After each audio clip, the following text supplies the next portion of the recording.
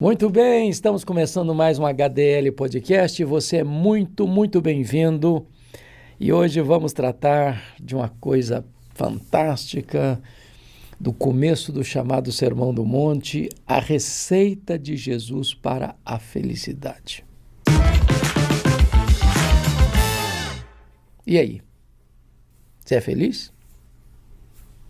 Quer ser feliz? Pode ser mais feliz? É impossível ser feliz? Como ser feliz? Tem receita? Pois é, Jesus nos dá a receita.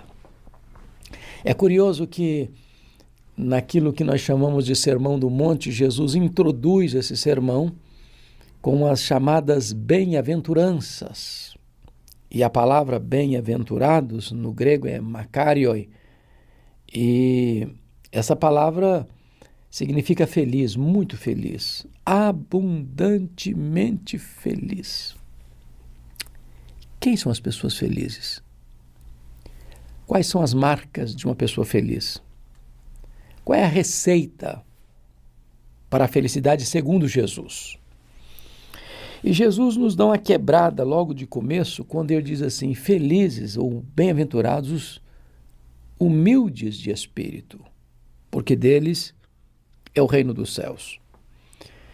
E essa palavra humilde de espírito, na verdade, o termo lá no grego é pobres. E pobres aqui tem dois significados na língua grega, porque tem o pobre que tem o básico e tem o pobre que nem o básico tem. A ideia aqui é que é muito feliz aquele que é pobre, desprovido do básico. Só que ele não está falando de pobreza material. Ele está falando de humilde de espírito. O que significa que feliz é aquele que chega diante de Deus sem arrogância, sem estadiar suas virtudes, obras, predicados morais. Feliz é aquele que chega diante de Deus como um mendigo, carente da graça, sem fazer propaganda das suas pretensas virtudes. Feliz é aquele que chega na dependência completa da bendita graça de Deus, sem achar que merece benefícios por causa das suas pretensas virtudes. O Novo Testamento trata de maneira muito clara sobre os fariseus que achavam que tinham direitos e dizem: graças te dou porque não sou como os demais homens, eu não faço isso, eu não faço aquilo, eu não faço aquilo outro, mas eu faço isso, faço aquilo outro. E ficava lá na rasgação de seda para si mesmo. Esse que chega diante de Deus de peito estufado, de nariz empinado, não é feliz. A eles não pertence o reino dos céus. Mas se você reconhece que você é um pecador, que você carece da graça de Deus, que você precisa da graça de Deus, então você é feliz e a você pertence o reino dos céus. Jesus nos choca de novo na segunda bem-aventurança, quando ele diz assim: bem-aventurados os que choram, porque serão consolados. Isso é um paradoxo. Choro não combina com felicidade. Felicidade não está atrelada a choro. Você pensa em felicidade com gargalhadas ruidosas, com festas, com banquetes, com música, com celebração. Como assim felizes são os que choram? Do que choro ele está falando? O que significa isso? Obviamente, mais uma vez, Jesus não está falando daquele choro doído, da doença, do luto, de alguém que sofreu um prejuízo, um acidente, foi acometido por uma doença grave. Não, não é disso que ele está falando. E esse choro aqui é aquele que decorre da consciência que você tem de ser totalmente carente da graça de Deus. É o choro decorrente da consciência que você é pecador e que o pecado é maligníssimo. e que ele ofende a santidade de Deus, que separa você de Deus, do seu próximo e até de você mesmo.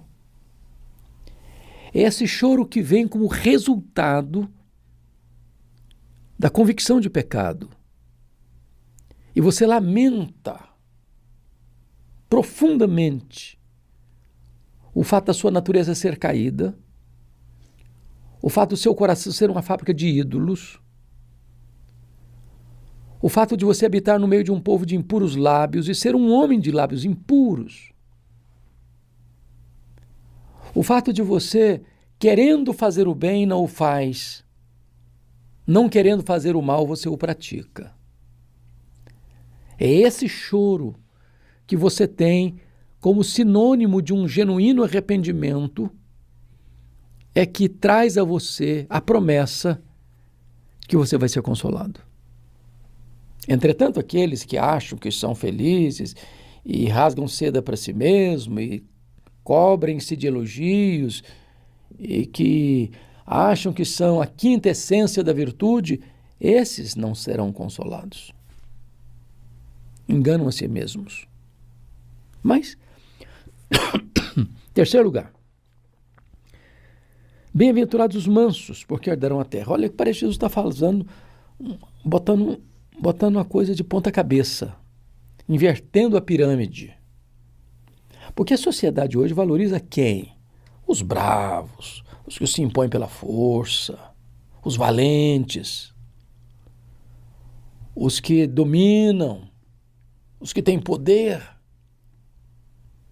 A sociedade hoje não vê a mansidão como virtude, mas como frouxidão, como fraqueza. Mas de que mansidão Jesus está falando? Será que Jesus está dizendo que o que não tem expressão, o que é um zero à esquerda, o que é fraquinho, o que não tem opinião própria, o que não sabe se defender, o que está sempre se sentindo pior das criaturas, é dessa mansidão que ele está falando? E a resposta é um sonoro não. A palavra manso literalmente era usada para um animal doméstico que era amansado para o trabalho. Por exemplo, você nunca vai ver lá nascer no campo um cavalo, uma mula, um burro, e vai logo montar nesse animal achando que ele vai obedecer o comando. Não, não vai. É preciso que primeiro haja um profissional que vai amansar esse animal, que vai adestrar esse animal, que vai controlar a força desse animal, para que ele não seja um problema, mas uma solução. Vai cooperar com você em vez de prejudicar você. Mansidão é força sob controle. Você tem o poder de revidar e não revida. Você tem a oportunidade de devolver o mal com o mal e não o faz. Você tem domínio próprio, capacidade de reagir transcendentalmente. Isso é ser manso. Quem vai herdar a terra? Os bravos, os valentes? Aqueles que sequestram? Aqueles que tomam a força? Aqueles que se apropriam do alheio, surrupiam o alheio? Não. Os mansos. Porque nenhum de nós tem posse permanente da terra. Você vai passar e a terra vai ficar. E diz a Bíblia que quando Jesus voltar, os céus e a terra incendiados se desfarão abrasados e os elementos se desfarão. E o Senhor fará novos céus e nova terra, e nós somos os herdeiros de Deus, de tal maneira que o manso vai permanentemente herdar a terra. Eu não sou dono de tudo, diz aí uma frase de caminhão, mas eu sou filho do dono. É uma verdade. Somos herdeiros de Deus e co-herdeiros com Cristo. Quarta bem-aventurança. Jesus diz assim: bem-aventurados os que têm fome e sede de justiça, porque serão fartos. Olha aí. Não é feliz aquele que tem fome e sede de injustiça, aquele que rouba, aquele que sequestra, aquele que desvia dinheiro público, aquele que dá uma canetada em seu favor para oferir vantagens numa licitação, numa decisão onde o dinheiro que deveria ir para o bem do povo vai para o bolso do político, ou do juiz, ou do empresário. Esse não é feliz. Feliz é aquele que tem fome e sede de justiça.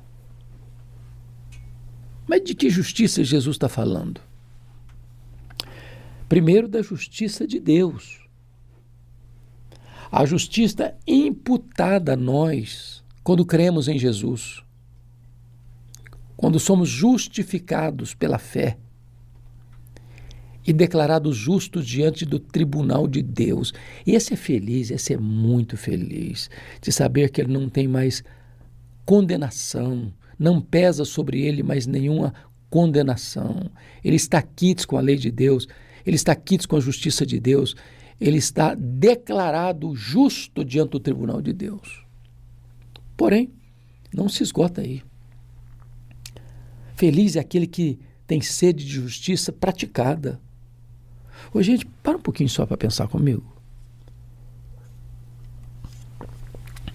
Qual é a sua reação quando você lê nos noticiários, nas mídias sociais, mormente, que não é uma mídia às vezes comprada por políticos ou por interesses ideológicos, de ver desvio de recursos bilionários que deveriam ir para saúde, para educação, para o transporte, para o bem comum, sendo desviado para contas nababescas, grandiosas, de homens maus e corruptos. Como é que você se sente? Qual é a reação do seu coração? Você acha normal? Você se conforma? Você acha que é assim mesmo? Ou isso provoca em você uma reação lá por dentro que mexe com as suas entranhas? A injustiça mexe com você? A injustiça social, econômica, política, a opressão, o amordaçamento da população, isso mexe com você? E o Senhor Jesus está dizendo que feliz é aquele que tem fome e sede de justiça, aquele que não aceita passivamente a opressão, a violência, a injustiça praticada, seja na família, seja na igreja, seja na sociedade, seja na política, seja em qualquer setor da vida. Esse é feliz. Esse vai ser saciado por Deus. Mas vem aqui a quinta bem-aventurança e Jesus diz assim: bem-aventurados, felizes são os misericordiosos, porque alcançarão misericórdia. Vamos entender isso.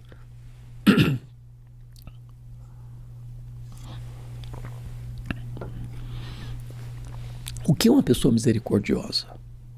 A palavra misericórdia literalmente significa lançar o coração na miséria do outro. Eu não estou falando apenas daquele sentimento piegas de você ver uma pessoa, sentir dó e não fazer nada. Eu estou falando daquela pessoa que, ao ver o outro, e esse outro é o próximo, e esse próximo pode ser um familiar, um amigo, um vizinho, ou um estranho, ou até mesmo um inimigo. Numa situação crítica, de perigo, de ameaça, e parar e fazer alguma coisa para tirar aquele peso, para aliviar aquela dor, para reverter aquele quadro. Jesus ilustrou isso com a parábola do samaritano. Tinha um sacerdote, tinha um levita, ambos religiosos, que desciam de Jerusalém para Jericó. E viram um homem caído, semi-morto, ferido, machucado, à beira do caminho. Um passou de largo, outro também. Mas descia um samaritano, que viu aquele homem, parou, pensou suas feridas, colocou em cima do seu animal, levou para uma hospedaria, disse: cuida desse homem para mim, pagou as despesas. Se tiver mais despesas, quando eu voltar eu pago. Isso é misericórdia. Isso é mais do que discurso. Há 3 filosofias no mundo que regem as pessoas. Primeiro, a filosofia do ladrão, do salteador, que vive para fazer o mal para os outros. E a filosofia dele é essa: o que é meu, e o que é seu vai ser meu também. Eu vou tomar o que você tem. À força. Ou na surdina, não importa. A segunda filosofia é a filosofia do levita e do sacerdote. É a filosofia da indiferença. O que é meu, o que é seu, cada um por si e Deus por todos. Triste isso, não? Egoísmo, isolamento, materialismo, hedonismo e por aí afora. Mas há uma terceira filosofia, que é a filosofia do publicano. Ele vive para fazer o bem para as pessoas. Ele diz assim: o que é seu, mas o que é meu pode ser seu também. É quando você, ao ajudar alguém, não ajuda apenas de palavras, mas põe a mão no bolso e socorre, e oferta, e estende a mão e ajuda. Isso é ser misericordioso. Esses vão alcançar misericórdia. Sabe por quê? Há uma lei de semeadura e colheita. Você colhe exatamente aquilo que você planta. Se você semeia misericórdia, você vai colher misericórdia. Se você estende a mão para ajudar, você vai ser ajudado. Se você semeia no campo do outro, Deus vai multiplicar a sua sementeira para você ter mais para semear. É isso que Jesus está dizendo. Se você é misericordioso, você é feliz. Muito feliz. Muito feliz. Mas Jesus prossegue e diz assim, no verso 8: bem-aventurados os limpos de coração, porque verão a Deus. Eu acho que se Jesus tivesse começado com esta bem-aventurança, estaremos todos nós muito encrencados. Porque, na verdade, o nosso coração é corrupto, desesperadamente corrupto, diz a Bíblia. Ele é uma fábrica de ídolos, dizia João Calvino. Jesus diz que é do coração que procedem os maus desígnios. Assassinatos, adultérios, e etc, e etc, e etc. Agora Jesus está dizendo que o feliz não é aquele que bebe todas as taças dos prazeres, nos banquetes fartos do mundo. Não são felizes aqueles que vivem de experiência em experiência, de loucura em loucura, querendo experimentar e jogar para dentro de si todos os baldes de prazeres. Felizes são aqueles que buscam a santificação, sem a qual ninguém verá o Senhor. Felizes são aqueles que se apartam do mal para viverem uma vida de dignidade diante de Deus. Esses são felizes.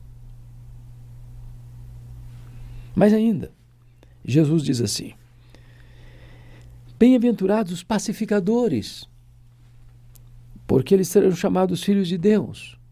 Olha que coisa incrível. Porque o pecado que mais Deus abomina é o pecado de uma pessoa jogar uma pessoa contra a outra. De ser um acendedor de estupins, um provocador de contendas, um difamador, um fuxiqueiro, alguém que leva e traz, que joga uma pessoa contra outra, que destrói, assassina a reputação das pessoas, que fala mal, que induz uma pessoa contra outra por causa de seus comentários parciais e levianos. Porém, o pacificador, o construtor de pontes,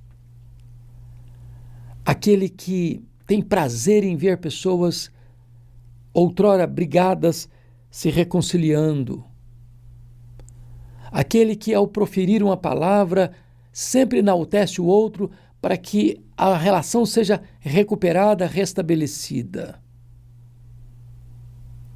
Esse é feliz. Ele é agente da paz. Ele é construtor da paz. Ele não cava abismos, ele constrói pontes de reconciliação. Aliás, este é o papel do nosso próprio Redentor. Deus estava em Cristo reconciliando consigo o mundo por intermédio de Jesus. Ele veio para nos reconciliar com Deus. Ele é o único mediador entre Deus e os homens. Nos confiou o ministério da reconciliação.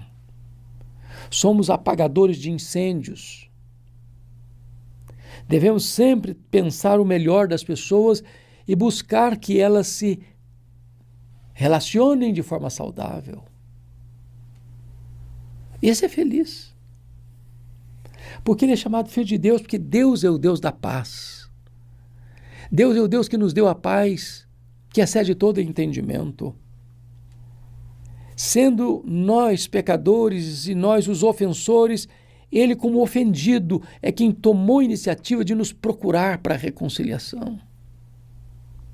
Deus é pacificador. E se você é pacificador, você é filho de Deus. Mas finalmente Jesus diz assim: bem-aventurados os perseguidos por causa da justiça, porque deles é o reino dos céus. Há dois tipos de perseguições. A perseguição sofrida por alguém que praticou o mal, que quebrou a lei, que infringiu os preceitos, que conspirou contra os mandamentos, que transtornou a ordem, que atentou contra a vida do próximo, contra os bens do próximo, contra a honra do próximo, contra o cônjuge do próximo, contra a casa do próximo. Este vai ser perseguido mesmo, e sofrer essa perseguição não tem nenhuma virtude nisso. Porém, se você está sendo perseguido por ser justo, por ser verdadeiro, por ser honesto, por ser íntegro, por não fazer parte de esquemas, por não entrar na roda dos escarnecedores, se você está sendo perseguido por causa disso, você é feliz. Quando Daniel estava na Pérsia e o rei Dario constituiu a ele, Daniel, mais 2 outras pessoas como governadores para tomarem conta dos 120 sátrapas que governavam as províncias nas mais diversas regiões do império, diz a Bíblia que Daniel foi uma pedra no sapato dos políticos corruptos. Porque um político honesto é um problema. É um problema para o sistema corrupto. Então vasculharam a vida de Daniel. Viraram de ponta cabeça a história dele. Abriram todas as gavetas do passado dele, só para descobrirem que ele era um homem íntegro. Tramaram contra ele. Perseguiram a ele. Induziram o rei a assinar um edito, um decreto para jogar na cova dos leões quem quebrasse esse decreto, que estava ligado à questão da religiosidade de Daniel. Daniel foi lançado na cova dos leões, mas Deus o livrou. Daniel era bem-aventurado, porque foi perseguido por causa da justiça. e não por causa de seus maus feitos. Se você é perseguido por causa da justiça, considere-se feliz. Então Jesus fecha assim: bem-aventurados sois quando, por minha causa, vos injuriarem e vos perseguirem, e mentindo disserem todo o mal contra vós. Regozijai-vos e alegrai-vos, porque é grande o vosso galardão nos céus, porque assim também perseguiram os profetas que viveram antes de vós. Aqui Jesus está falando da cristofobia. Veja você que os cristãos serão injuriados e perseguidos, sofrendo mentiras, sofrendo maus comentários, por causa do seu nome. Não é porque os cristãos são assassinos, são ladrões, são adúlteros, são corruptos, não. É por causa de Jesus. Por causa de Jesus. O mundo sempre odiou Jesus e sempre vai odiar o povo de Deus. Sempre foi assim. Mas se você está sendo perseguido, odiado, mal falado, criticado, zombado, escarnecido, se você está sofrendo penalidades pelo fato de você ser um cristão, de não abrir mão de princípios e valores, de não aceitar ser empurrado goela abaixo às distorções da ética situacional, da ditadura do relativismo. Se você não tem uma consistência gelatinosa, mas granítica, que não se amolda, não se adequa, não se conforma com este século por causa dos valores que você tem e ostenta e defende, os valores cristãos, e você é perseguido por isso, considere-se parceiro dos profetas que viveram antes de você e que foram também perseguidos como você está sendo. Note você que Jesus está tratando aqui da receita da felicidade. Você quer ser feliz? Então, está aqui a receita. Os ingredientes do bolo estão aqui. Você precisa ser uma pessoa humilde de espírito. Uma pessoa que chora por causa dos seus pecados. Uma pessoa mansa. Que tem o seu ímpeto controlado. Você precisa ter fome e sede de justiça. E não se conformar com os desmandos da sociedade. Você precisa ser uma pessoa misericordiosa. Você precisa ser uma pessoa limpa de coração. Você precisa ser uma pessoa pacificadora. Você precisa ser uma pessoa que pratica o bem, mesmo que isso traga para você alguma perseguição. Você precisa estar pronto a sofrer qualquer tipo de retaliação pelo simples fato de você ser um crente em Cristo Jesus. Porque foi assim no passado, está sendo assim no presente e há de ser assim no futuro.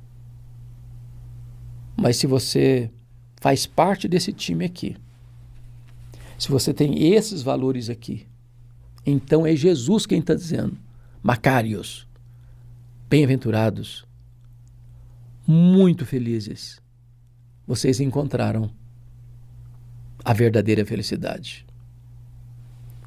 que é desfrutada mediante a receita da felicidade que Jesus nos oferece.